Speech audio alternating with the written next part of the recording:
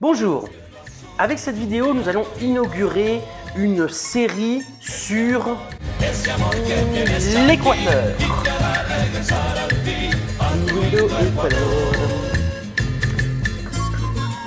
Allez hop, ça suffit. Pourquoi l'Équateur? Eh bien pour plusieurs raisons. D'une part, parce que les médias dominants n'en parlent pas, n'en parlent plus, tout du moins, depuis que l'ancien président Correa n'est plus président. L'Équateur a disparu des radars médiatiques, donc c'est déjà une très bonne raison pour que le site d'information sur l'Amérique latine, lesdeuxrives.info, vous en parle et vous explique les tenants et aboutissants de la politique dans ce pays. La deuxième raison, c'est parce qu'il va y avoir l'année prochaine, en 2021, dans quelques mois, des élections extrêmement importantes, donc des élections présidentielles et législatives. Donc, on va faire toute une série de vidéos pour vous expliquer les enjeux, les candidats et qu'est-ce qui est en train de se jouer avec cette future élection générale en Équateur. Et puis, le troisième point, c'est parce que l'Équateur, c'est quand même super intéressant. Et c'est aussi un laboratoire. Alors, ça a été, durant les 10 ans de révolution citoyenne, un très grand laboratoire d'idées, de mise en pratique, en tout cas, d'idées politiques. Et durant la gestion de Rafael Correa et de la révolution citoyenne, on a pu voir se dessiner un autre mode de construction politique opposé au néolibéralisme, avec une pratique très intéressante de reconstruction des institutions, de l'État et de faire de la politique en fonction et pour les citoyens équatoriens. Puis il y a aussi des éléments il y avait eu des éléments extrêmement intéressants, notamment sur la gestion de la dette, par exemple.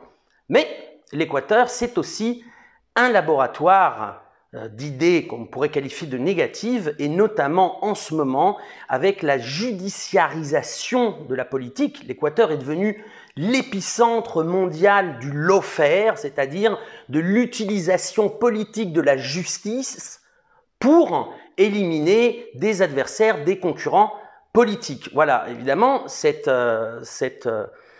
nouvelle forme d'autoritarisme du XXIe siècle n'est pas propre à l'Équateur, mais l'Équateur, dans ce moment, l'Équateur de Lénine Moreno, enseigne à de nombreux pays sur le comment faire de cette technique complètement antidémocratique. Et puis donc, c'est par là que nous allons aborder notre série, puisque avant de parler dans des prochaines vidéos des candidats qui vont se présenter à l'élection présidentielle de 2021, de voir ce qui est en jeu, de voir les oppositions idéologiques, eh bien, on va revenir, en tout cas dans cette vidéo et dans celle qui suivra, sur l'acharnement judiciaire du régime de Lénine Moreno contre les partisans de l'ancien président Rafael Correa. Alors, je remets un petit peu dans le contexte. En mai 2017, la révolution citoyenne avait présenté un candidat, Lénine Moreno, qui a gagné l'élection. Et en quelques semaines, il va tourner le dos aux valeurs et aux politiques de la révolution citoyenne pour revenir, on va dire, sur les rails du néolibéralisme et en politique étrangère, s'aligner complètement sur les politiques de Washington. Donc, évidemment, au sein des partisans de Rafael Correa, il y a eu une rixe politique, et notamment pour essayer de récupérer le parti de la révolution citoyenne qui s'appelait Alianza País, entre donc les partisans de la révolution citoyenne et les partisans de Lénine Moreno. Et donc, le 15 janvier 2018, c'est la justice électorale, la justice contentieux électorale qui va trancher et qui va décider que le parti doit revenir aux partisans de Lénine Moreno. Et donc là, on va dire que c'est le début d'une saga qui va se prolonger durant 2 ans, ou en tout cas jusqu'à maintenant, pour que les partisans de la révolution citoyenne puissent disposer d'un moyen électoral, d'un instrument électoral pour pouvoir proposer une alternative aux citoyens équatoriens. Donc, à partir du fait que Alianza País revient à Lénine Moreno, quelques jours plus tard, l'ancien président Rafael Correa fait un tweet dans lequel il annonce qu'il se retire d'Alianza País, ce que ses partisans feront dans les jours qui suivent. Et donc, il va bien falloir trouver un moyen, va falloir essayer de reconstruire un parti, et c'est là que les ennuis vont commencer. Mais pas des ennuis politiques, c'est-à-dire que, comme vous allez voir, tous les instruments de l'État vont être mis à contribution pour empêcher les coréistes de pouvoir présenter une option électorale. Alors, dans la construction de ce nouveau parti, les partisans de Rafael Correa ont d'abord essayé de construire un mouvement politique qui s'appelait, enfin qu'ils auraient voulu appeler, le mouvement pour la révolution citoyenne. Et là, encore une fois, la justice s'oppose à la création d'un tel mouvement au prétexte fallacieux que le nom de ce mouvement politique emprunte des éléments de langage au slogan d'Alianza País sur la révolution citoyenne. Alors, évidemment, il s'agit d'un prétexte bidon qui vise avant tout à empêcher que les partisans de Rafael Correa puissent se présenter à des élections. Mais bon, étant donné que la justice a tranché, les partisans de la révolution citoyenne vont changer le nom et recommencer les démarches pour créer un nouveau mouvement politique qui va lui s'appeler le mouvement de la révolution alfariste. Alors, qu'est-ce que c'est que alfariste? Alfariste, c'est un hommage au très grand même, général Eloy Alfaro, qui est la figure historique tutélaire de la révolution citoyenne, comme on peut trouver Bolivar pour la révolution bolivarienne au Venezuela, José Martí à Cuba, Perón en Argentine. Donc, Eloy Alfaro, c'est le politicien qui, au début du XXe siècle, a modernisé l'État équatorien, a fait de très très grandes réformes, notamment en faveur du peuple équatorien. Et puis Eloy Alfaro, c'est aussi un politicien anti-impérialiste.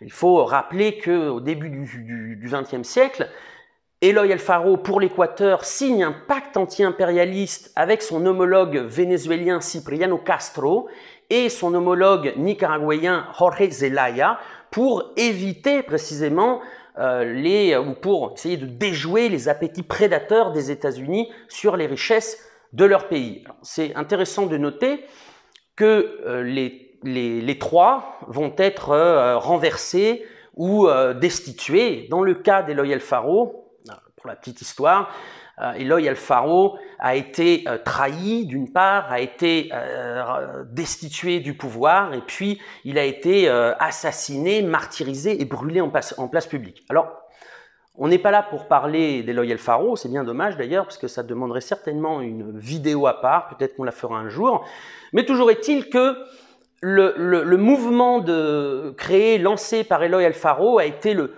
le creuset au sein duquel s'est engouffrée la révolution citoyenne de Rafael Correa. Donc, le mouvement, les partisans de la révolution citoyenne ont logiquement essayé de construire un nouveau mouvement politique en référence à Eloy Alfaro, donc ce mouvement de la révolution alfariste. Et là encore, peine perdue, la justice électorale interdit à ce mouvement politique naissant de commencer à accumuler 1,5% de signatures des inscrits, ce qui est le prélude nécessaire en Équateur pour pouvoir construire un nouveau mouvement politique. Donc là encore, on voit un acharnement de la justice équatorienne pour empêcher les coréistes, les partisans de la révolution citoyenne, de pouvoir proposer une nouvelle offre politique, une nouvelle offre démocratique en Équateur. Alors,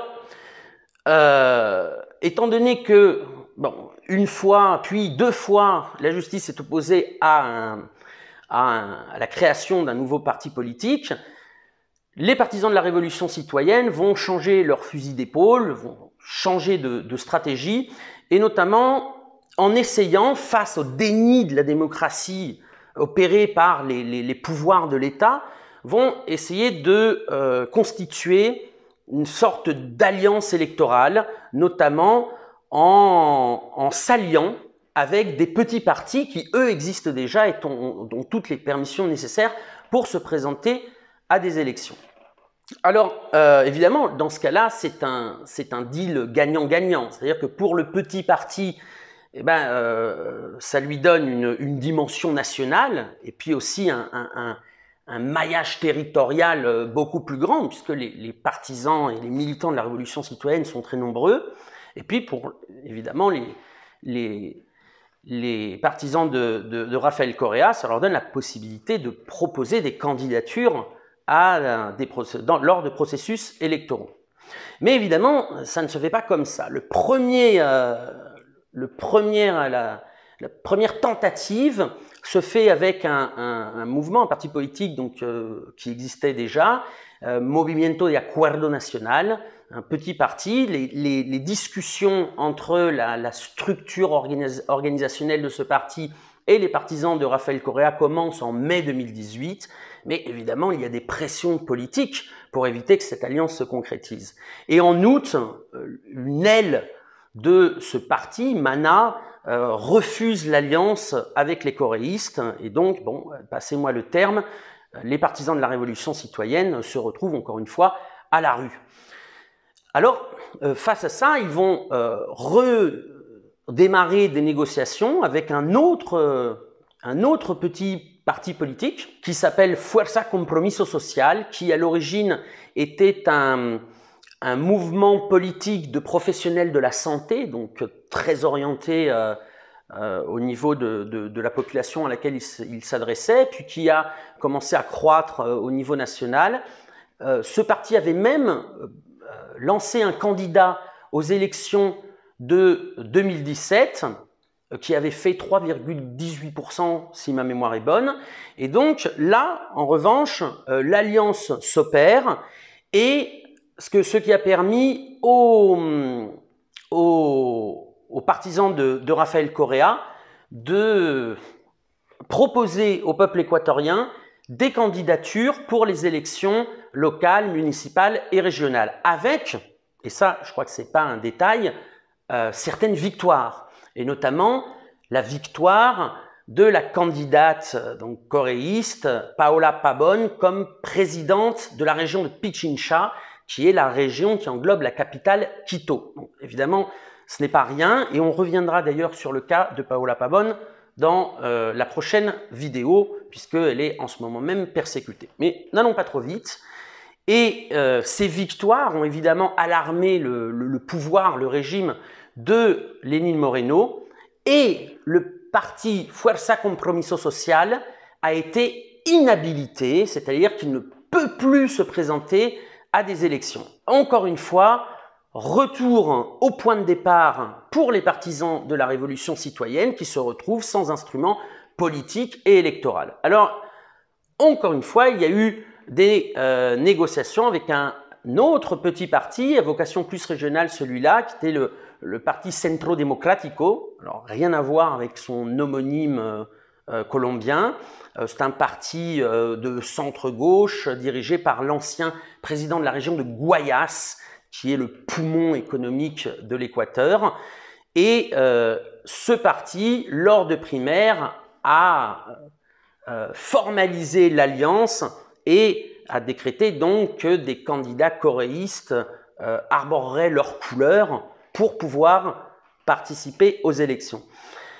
Voilà pour le résumé, c'est-à-dire que le résumé en tout cas de cette première partie, c'est-à-dire que nous sommes absolument devant un déni de démocratie, devant l'utilisation de tous les pouvoirs de l'État par le régime de Lénine Moreno pour empêcher la fraction la plus importante de la population d'avoir un débouché électoral. Parce que je crois que c'est aussi très important de souligner que les partisans de Rafael Correa et de la Révolution citoyenne sont majoritaires dans la population équatorienne. Donc l'idée était de les empêcher d'exprimer leurs préférences politiques par un vote pour un parti défini. Alors, une fois que les choréistes ont pu avoir un parti, il va aussi s'abattre une véritable persécution sur les cadres de ce mouvement, persécution judiciaire. Certains sont en prison, certains sont exilés et certains sont encore sous la coupe de jugements biaisés. Ça, nous le verrons dans la prochaine vidéo. Voilà, si vous êtes arrivé jusqu'à là, je vous demande déjà de partager cette vidéo, de la faire connaître au plus grand nombre, à tous vos contacts, pour générer évidemment le débat. Et puis, comme vous le savez, les deux rives ne comptent sur aucun milliardaire ni aucun État pour nous financer. Notre seul financement, c'est vous, donc n'hésitez pas, allez sur notre site lesdeuxrives.info, soutenez-nous et à bientôt pour la prochaine vidéo.